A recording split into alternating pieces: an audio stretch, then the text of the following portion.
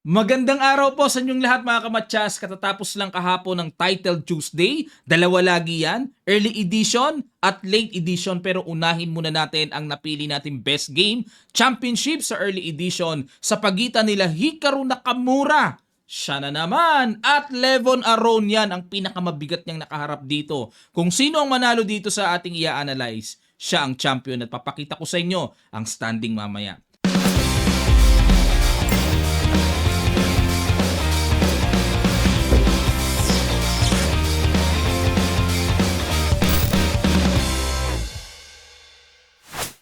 Ang ginawa ni Naka, nag-E4, E6-11, ayun, no, nag-French defense at Malakia pattern, King's Indian attack approaching on D3. Ang normal na mainline, di ba yung D4, pero may dahilan si Naka kung bakit pinili niya ang D3 muna. Nag-D5, Knight D2, approaching King's Indian attack, ayun. Naaalala ko lagi si Bobby Fischer pagka tinitira yung ganitong Kia. Isa sa paborito ni Fischer itong opening na to eh. Nag-castle, rook e1, b5. Ayun. Yan ngayon ang talagang maganda para mabilis. Maka a5, b4, a4 hanggat maaari. At nag-e5, knight fd7, knight f1. Yan talaga ang typical maneuver. b4. Nagmamadali din si Levon na maka-counter sa queen side. Nag-h4, a5, h5. Ayun, para may mga h6. Pinipigilan talaga yan. Nag-bishop f4, a4, ang bilis din ang po ni Lebo, no? Nag-a3, pinigil na. Ayan, kasi mamaya, baka mag-a3 yan eh. a3, bishop a6, ayan, para babasag ng c4 naman mamaya. At nag-knight e3, rook e8, ayun mga kamatsas. Pagtira ng rook e8 na wala sa libro, pero na bad movean pa. Dapat daw, ayon sa old line, b takes a3. Okay? Yan ang old line. Pero dito tayo sa new move, pero bad move ni Levon Aronian, nag-c4. Sa bagay, kinapanan ni Naka ito, parang wala na sa database niya eh, no? Dapat daw ang tira ay a takes b4. Oo nga, no? Simple lang. Bitin yung pawn sa a4 ah. Tapos pag nag-c takes b4, rook takes a4. Ayun. Simpleng-simple, lamang ng isang pawn mga kamatyas. Oo nga, no? Simple lang yun ah. Pero hindi yun ang ginawa ni Naka eh. Nag-c4 siya eh. And pasan capture, b takes c3 at nag-rook b8. Ayan. Para sa akin, logical naman. Control the b file. Pero may bitin dito. Bitin din yung knight ano. Kala ko kasi pagka kinapture ito, may simpleng bawi. Pero bitin pa yung knight eh. Dapat daw ang tira ay knight to a5. Ayun. Ngayon, kung capture ng a4, walang problema. Babawi lang sa d3 at walang nakabitin na knight sa c6. Meron pang knight b3 papasok. Oo nga. Genius yung knight a5. Pero balik tayo sa ginawa ni Levon. Rook b8, c4, nag-knight b6, at nag-knight h2. Yan, typical maneuver naman yan or idea ng Kia. Pupunta yan sa g4 tapos nag-aabang ng mga sacrifices na po pwedeng gawin sa h6. Bishop g5, hinamo ng bishop at kumapture sa d5. E takes d5 at nag-knight f5. Oo nga, ang ganda oh. Papasok yung knight sa d6.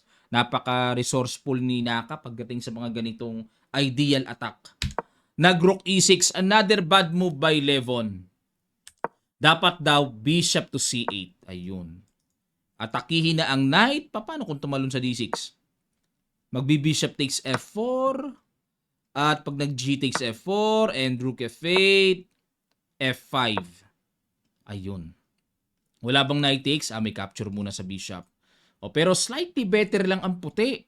Mas maganda pa rin ang bishop c8 kumpara sa ginawang rook e6, rook c1, ayun, inatake ang pawn c5, oo nga no. At nag-queen f8, ayan, pilit na kailangan depensahan.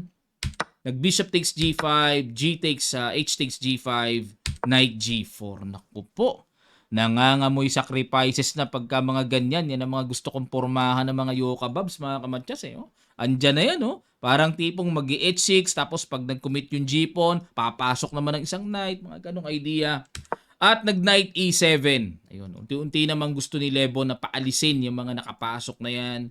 At nag-Queen F3, dinipensahan. At this time na bad movean si Naka. Dapat daw Knight D6 pasok.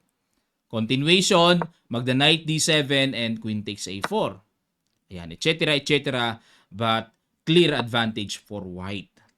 Balik tayo, pero nag-Queen F3, Bishop to C8, Knight D6. Ayun na, pumasok na nga. Knight C6 with the idea of Knight takes pawn at mabibitin, makukuha yung Knight sa D6. Yun ang idea ng Knight C6 eh. Yun nga lang, bumagsak yung C5 ng mabilis.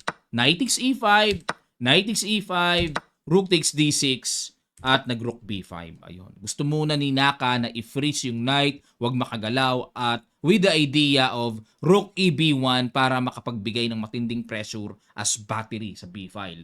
Pero, bakit binad mo ban? May na-miss bang tira? Rook C6 daw ang mas mainam dito. Mas malakas. So itong Rook C6 hindi pwedeng baliwalain kasi kakapture na yan sa tore at mabibiti ng pawn F7. Ngayon, pag kinapture naman, tingnan lang natin, silipin natin, capture, at pag nag-Rook B7, may Queen E3.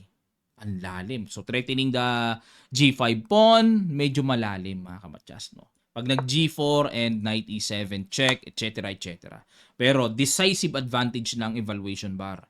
O, balik tayo. Ang ginawa, Rook B5, Rook E6. Ayun, para hindi naman magawa ni Naka yung malakas na battery, mahahang or makukuha yung knight, hindi maiiwan. Nag-Rook B1. Ayun, para depensahan at makaalis na yung knight.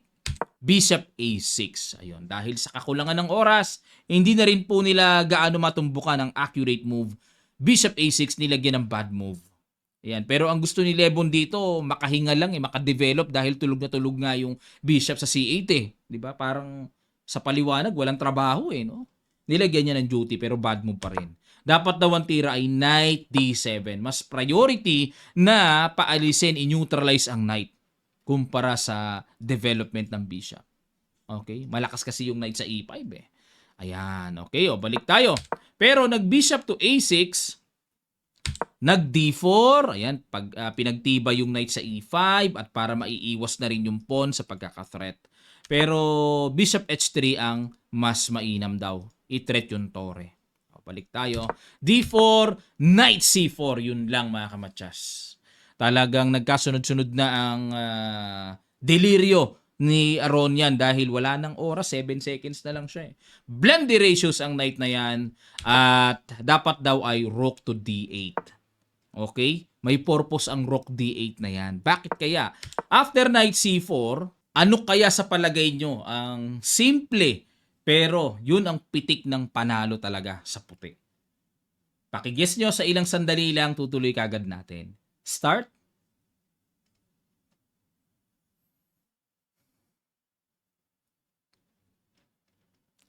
Maraming salamat po mga kamatyas. Congrats sa nakakita ng Rook takes B8. Galing. Simple lang. Capture and Queen takes F7 and wins. Bagsak ang tore. Lipad. Pero balik tayo. Hindi yun ang ginawa ni Naka. Nag-Queen takes D5 siya. Napalipad niya ang sayang na yun. Nag-Rook D8. Naka-recover bigla. Nakaalpas. Queen F3. Bumaliktad na ngayon. Si Naka pa ang nag-blunderacious. Dapat daw ang tira ay Knight to D7. Tapos mag-Rook takes E1 check, Rook takes E1. Medyo annoying lang kasi yung knight na naka-threat, kahit pa paano, nakapin pa rin yan. Tapos magko-Queen D6 sa continuation. Hindi pala pwedeng kumapture sa A3. Paki-imagine po, may Knight F6 check, sacrifice, and makukuha ng buo ang tore sa D8. Kaya pala ginawa sa continuation ay Queen D6, so kakapturein, capture, and Knight E5. So konti na lang ang lamang. Slightly better na lang ang puti dito. Okay? Balik tayo. Pero ang ginawa, Queen F3. So mas maganda na yung slightly better kumpara sa slightly better ng black ngayon na baliktad. Knight takes E5. Wala na kasing oras talaga si Lebon eh. Naghihingalo oras eh. Pero kung nakita ang Knight D2, Tepok pa. Double. Double pa, no? Sayang. O, kaso kinapture yung knight eh. D takes E5, Rook D3. So, sunod-sunod na po bad move. Dapat daw ay Queen C5. Yun nga lang yung Queen C5 medyo mahirap makita. Pero ang Queen C5 malakas kasi with the idea of Rook takes E5. Okay? So, medyo malakas din naman ang dating ng Rook D3 kung tutuusin kasi double. Pero bakit bad move? Ano ang mayroon? Queen F5, Rook takes A3, and Bishop D5. Yun, yan ang mga matitinding tira dyan. Nag-Bishop C8 na lang. Bakit? Halimbawa kung ang gawin ay Rook E7, magbi-Bishop E4. Papaalisin muna yung tore. Kasi hindi pwedeng dumiretso ng Bishop E4 kung ang tore nasa E6 pa. May simple G6, pangsangga. So, papaalisin muna, then baba. Ayun, may threatening match sa H7. Tapos na. Pag nag-G6, kakapturin lang. Capture, takes, check, and lipad yung bishop sa A6. Kung maharangan man yung nasabing check. Okay, balik tayo. Pero ang ginawa kasi ay Bishop C8, sinimplihan na lang mga kamatyas. Pahinog muna yan. Napakaganda ng tira na ginawa ni Naka. Rook B8, pahinog muna. At dito, naubusan ng oras si Levon. So, ano po ang technique para ma-flag ang kalaban? Hindi sasabayan ng bilis, kundi bigatan ng tira. Yan ang sikreto po para ang kalaban mo gusto mong i-time attack. Time attack, kailangan bigyan mo ng mabibigat na bitaw ng tira. Hindi ang magpapa-flag down sa kalaban mo ay yung bilis ng kamay mo or kung online, bilis ng mouse mo. Pero ang tira naman walang laman at mababaw. Okay mga kamatyas? So yung bigat ng tira. Kasi pag mabigat tira mo, di naman makakatira kagad kalaban mo eh. And doon siya mapaplag down. Doon siya maubusan ng oras. Okay mga kamatyas, congrats kay Nakamura and of course Levon Aronian dahil yan ang pinakamalakas na kalaban ni Naka. Umabot kay Naka. Ibig sabihin maganda rin ang naging performance ni Levon. At ito po ang kanilang standing sa kanilang early edition. Ayan, Nakamura, gold medal, champion, tied sila. Apat sila nag-tied. Naroditsky, isa rin kilalang mamaw sa mabilisan, no? At Andreikin, ayan, lagi ring champion yan. At Jeffrey Xiong, lagi rin nagka-champion yan. Talagang magagaling sila, no? Consistent, ano? Pero tatlo lang po at isa ang natanggal sa kanila dahil sa nanalo lang sa tiebreak itong si Andreikin. Okay? Yan. At hindi sumali si Magnus dito. So, maraming sumali dito. Definitely, mga 600 players yan na masters. Ayun, 686 masters ang sumali dito. Hindi sumali si Magnus, pero sa late edition, doon siya nagparamdam. At sumali din si Nakamura. At yan ang i-analyze natin sa ating next video, ang bakbakang Nakamura at Magnus Carlsen. Ayan, okay? Maraming salamat po mga kamatya. Sana po natuto kayo. And lambing lang sa mga hindi pa nakakapag-subscribe sa channel na ito, click nyo na po ang subscribe button. At huwag nyo kalimutang i-click din ang notification bell all para lahat ng ating mga videos ay mag-notify sa inyo. Ganun din mga kamatyas, sa ating Facebook page kamatyas, araw-araw tayong may ina-upload ng mga videos doon, mga laro ko, at yung iba naman ay endgames, opening tutorials. Mag-follow na rin kayo sa ating Facebook page, Kamatyas. Maraming salamat. Magkita-kita pa tayo sa mga susunod pang chess updates.